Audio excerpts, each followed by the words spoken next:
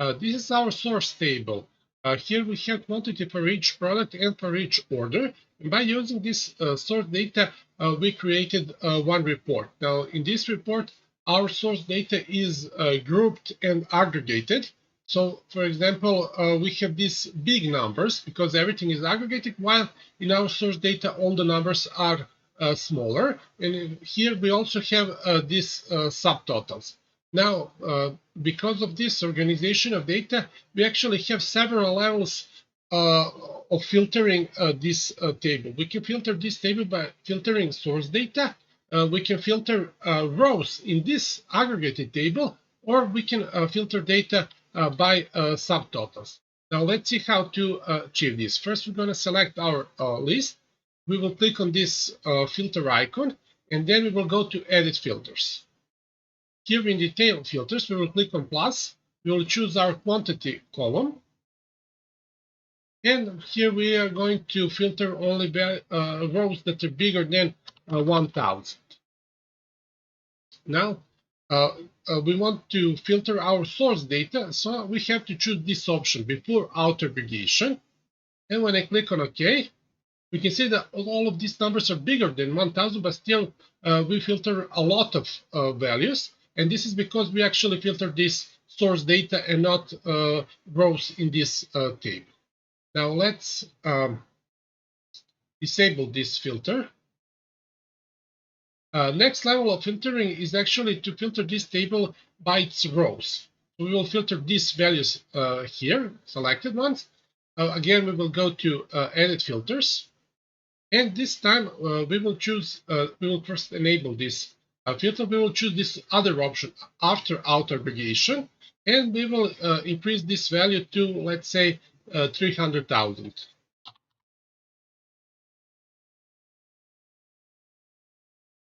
Okay, and we will see that only rows that are bigger than 300,000 will remain. Now let's again disable this filter. And now we have filtered our data by using subtotals. Now we have these subtotals and we have these subtotals. First, we will filter by using these subtotals. And we can see that number here are bigger. And again, we will go to our filter icon, then to Edit Filters. But this time we are going to Summary Filters tab. Again, we click on plus, we choose our quantity column. And we will say that value should be bigger than, let's say, 500,000. Okay. But this time we have to define scope. Now, scope is actually a choice between this subtotal or this subtotal. This subtotal is actually for column product type, and this subtotal is for values in column product line. But we are now going to choose product type. So in scope, we will choose product type. Okay. Okay, and we will see now that only subtotals for product type that are bigger than 500,000 will remain. In similar way, we can filter by using product line subtotals. This time we will only change value. We will make this value bigger. And we will, oops, wrong filter. I should change value here in summary filters. So I'm going to type 1,550,000. And this time we will change our scope to a product line. Okay? Okay? And we can see that only this subtotal that is bigger than 1,550,000 will remain. And those are 3 levels of filtering in reports in Cognos Analytics.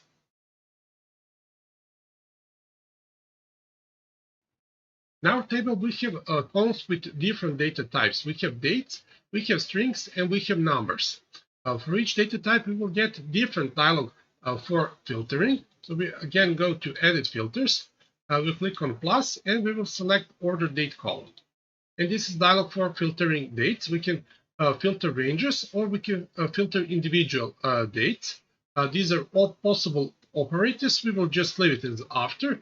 And here we are going just to change year. So we are looking for the dates that are after 28 September. When I click on OK and then on OK, we can see how our filter works. Now we can also reverse this filter. Instead of keeping these values, we can exclude these values. In that case, we are looking for all the dates that are earlier than 28 September. When I click on OK and then on OK again, we will see how our filter is reversed.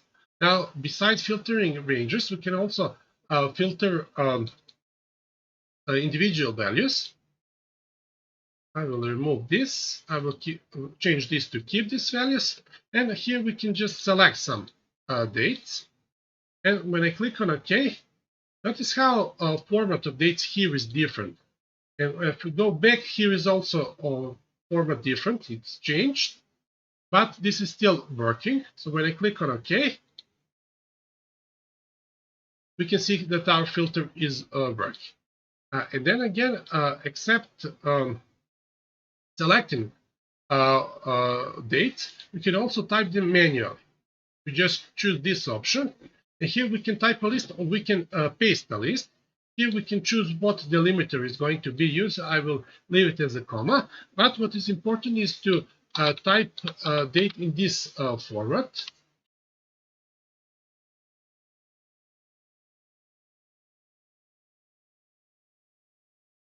And when I click on add, these three dates will be added in this panel. Then I'm going again to click on OK. And then on OK. And we can see that our filter is working. Now, beside filtering in detail filters tab, we can also filter dates by using summer filters, but dialog is totally the same, so there is no need to explain it further. Everything is the same. Now I will show you how to filter a string column. We will go again to Edit Filters, and this time we will select Product Type column. And this is a dialog for filtering strings. We can filter individual values or we can specify condition. Here we can type something and only those terms will appear in this dialog. But here we only have 4 options, so we will select only 2 of them, and they will appear here in this pane on the right. When we click on OK, we can see how our filter works. Now we can also type our values by hand. I will remove these 2 options. I will manually type them. I will choose comma as delimiter, and here I can type or I can paste some strings. So we'll use pens and irons. I will click on add. They will appear here. Then again, OK, and we can see how our filter works. Now, we also here have this option, keep these values or exclude these values as for date column. And then we can specify condition. Now, for condition, we have these operators. We will search for everything that starts with 10, for example. And when we click on OK and then on OK, only 10s will remain in this column because they're the only word that starts with 10, and this is how we filter string columns.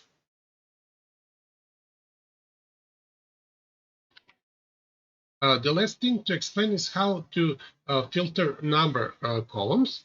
Again, we will go to Edit Filters. We will select this time Quantity column. And we already saw how to filter ranges. We will select one of these 5 operators, greater than, and we will type a value, for example, 1000, and we already saw how this works. Again, we have this option, keep these values or exclude these values. And then we also can use individual values. Now, individual values have to be typed. So I'm going to click on these manually input items. And I will select comma as a delimiter. I will choose some numbers like this, and this one. When I click on add, they will be added in this pane. And after I click OK and then OK again, only those values will be filtered in this column. Now, as for dates and string, there is no need to explain separately summary filters because their dialog is the same, and this is how we filter by using number column.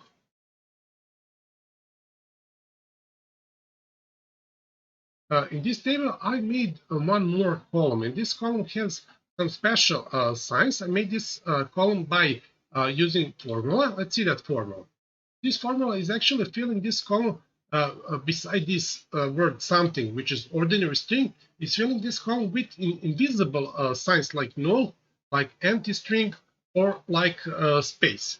And we are also making this column by connecting terms in product type column with this invisible signs. We know that here it is iris, and then we know that here it is empty string. Now let's see how to filter these invisible signs. Again, we go to Edit Filters, plus we will choose this column null and spaces, and we are getting our dialog for strings. But here we only have one ordinary string, and it is the word something, and we are not interested in this. What we're interested in are these three options. Now, if I select this, I will select only rows that has null. Now let's check it. So now we will notice what is in product type. It's the product type. There are only sleeping bags, and we can see that for sleeping bags, we are actually having nulls in this column. So only those rows are selected. Then let's go and try this other option. Let's try empty strings. We will get only irons in this product type column because for irons we have empty string. And the last option is white space. And now in product type column we have golf accessories, because for golf accessories we placed only spaces in this column. Now, what is important here is the situation where we want actually to exclude all of these invisible signs. And to achieve that, we will actually change this option to exclude these values. And then we will select all of these three options. We click on OK. And then OK, only rows with something in it will remain. And this is how we filter these special signs. Now, beside creating our filter based on only one column, we can actually create so-called combined filter. We go to Edit Filters, plus, and here we will choose this option Combined. Okay, we will select our first column, let's say Product Line, and our choice will be camping equipment. But now we can select other columns. We will select, for example, Product Type, and we will choose tent, and then we can select, for example, column quantity. We will say that we want quantity bigger than 200. And now we have combined filter. Now we can change this operator. We first select it, and then we click on, for example, OR. We can also, I will turn this to end, and we can also select two conditions, for example, and then I can click on OR, and those two conditions will now be connected with OR. Now I'm going to change this to OR and this to AND. And now we have some condition that we can actually test. So we are looking for tent, or we are looking for anything for camping equipment that has quantity bigger than 200. And this would be sleeping bags with quantity bigger than 200 or tents. When I click on OK, here we have our expression, and then I can OK again, and we can see that we will only have tent and all the sleeping bags have quantity bigger than 200. And this is how to create combined filter.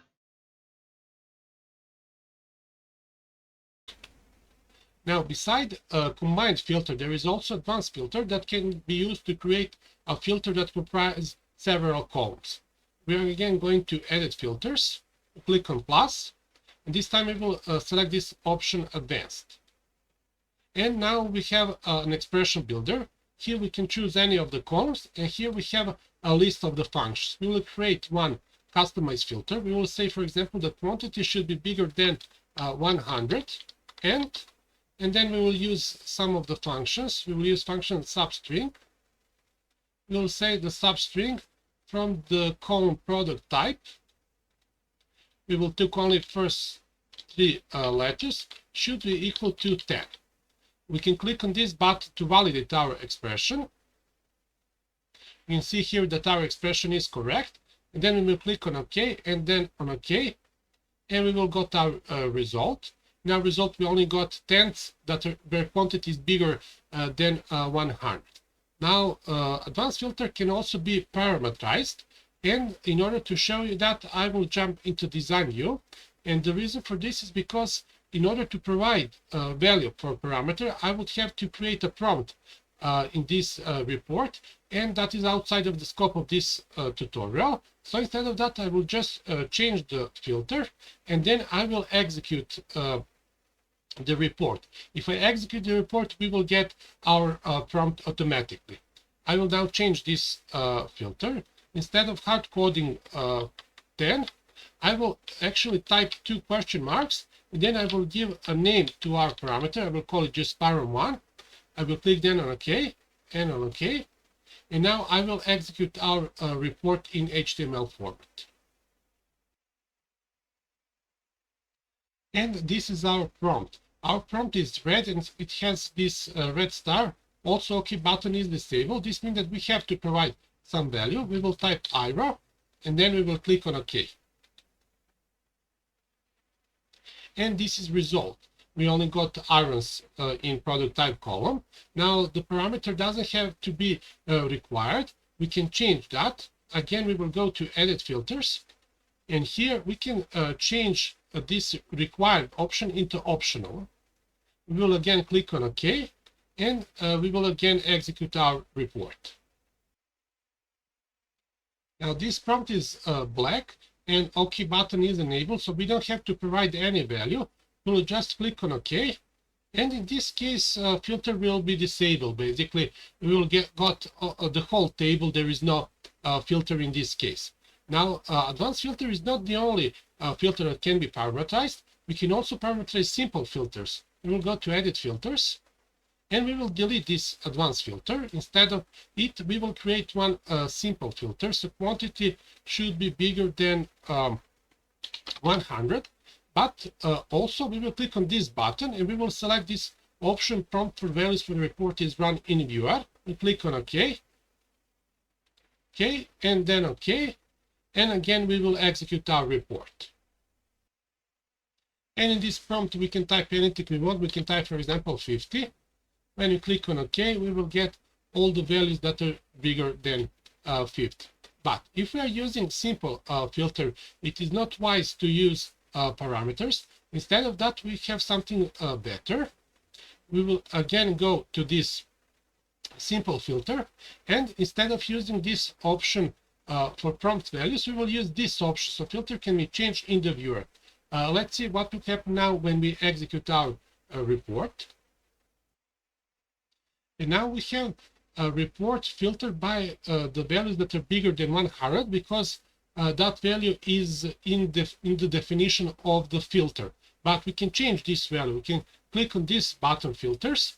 Here we can see our current filter, but we can click on this pencil, and we can now change this value to, let's say, 50.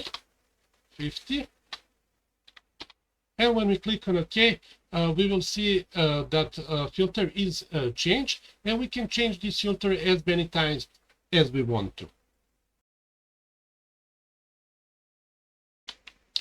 Now I want to show you several more things about filters. First, if we click on this date column and we go to our filter cycle, we have these shortcuts. For example, we can exclude all the rows except this one, or we can actually exclude only that rows.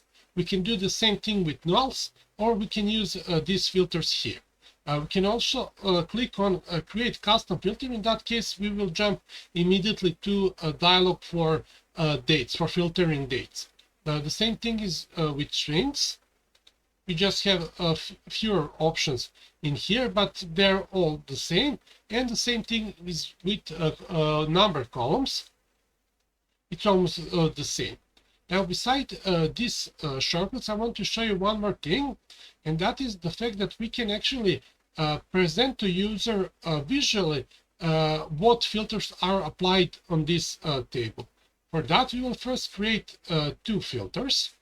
Two simple filters, it doesn't really matter. We will say that, for example, that quantity is bigger than 100. And we will also say, for example, that product type should be, we will just select this option, irons. So we have two. Now, for this option, I will say that it can be changed in the viewer. And for this, I will leave it as it is. And then I will click on OK. Filters will be applied, but I can do this. I can click on this option, insert filter text, and above the table, we will actually see a description of our filters that are applied. And we cannot select this row. To achieve that, we have to jump into design view. And now we can select this row and we can delete it if we want to. But here we have some properties for this row. We have properties for the tail filter and for summary filter. Now options are the same in both cases. And here we can decide what filters will be presented and what will not. We can say that none of the filters should be presented. We can say that all of them should be presented, or we can choose that only changeable in the viewer filter should be presented. I will choose this option, and I will go back to page preview. And here we will see that only one filter will remain, because this filter is changeable in viewer, Cognos viewer. So this is a way how we can decide what filters will be presented here above our table.